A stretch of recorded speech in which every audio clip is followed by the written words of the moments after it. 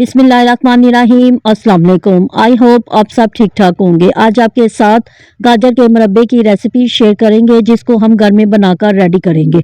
बाजार से आर्टिफिशियल चीज़ों से पाक बेहतरीन मुरब्बा आप घर में बनाकर रेडी कर सकते हैं। गाजर के मुरब्बे को बनाने के लिए मैंने 1.5 किलो गाजर का इस्तेमाल किया है। इसके छिलके उतारकर इनको अच्छी तरह से हमने धो लिया है।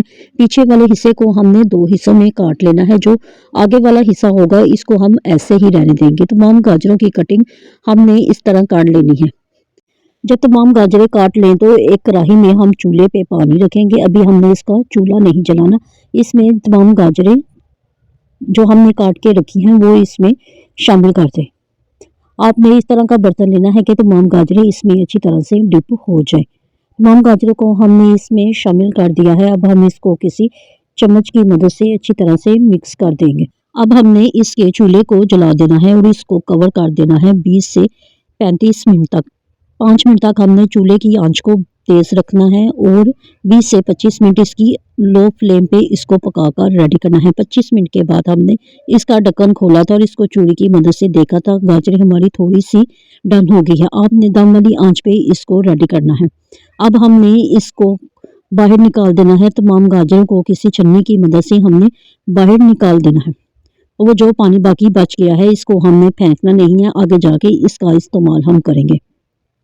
जब वो तमाम गाजरों को किसी बर्तन में बाहर निकाल दें तो इसको हम किसी फोक की मदद से इस तरह पिंच कर लेंगे।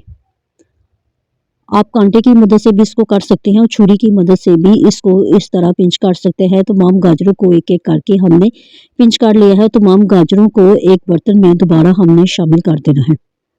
जब तमाम गाजरों को किसी दूसरे बर्तन में शामिल कर दे तो इसमें अब हम चीनी शामिल करेंगे।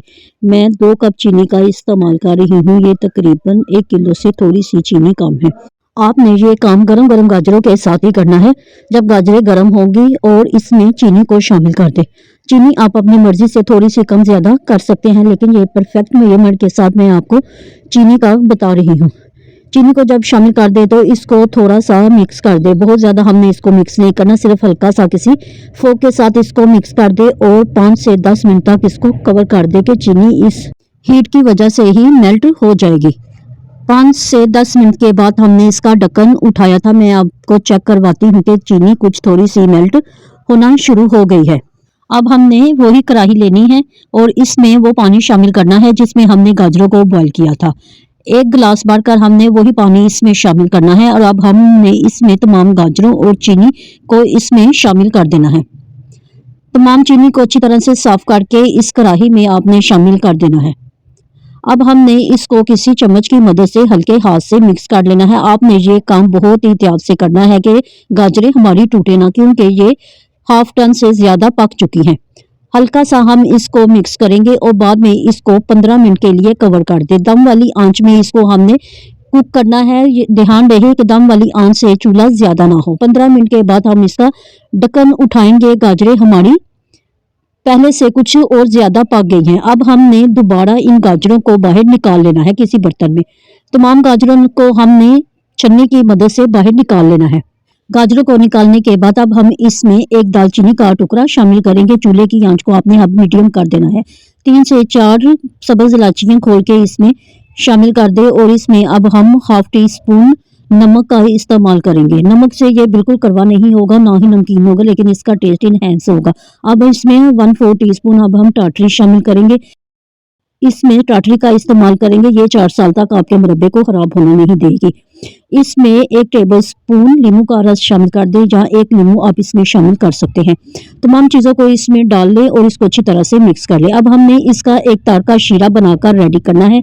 जो पानी हमने इसमें डाला था या चीनी का जो पानी था, जो गाजरों ने पानी छोड़ा था, इन सबको मिलाकर हमने एक तार का शीरा रेडी करना है। 10 से 15 मिनट ही लगेंगे कि एक तार का शीरा बनना शुरू हो जाएगा।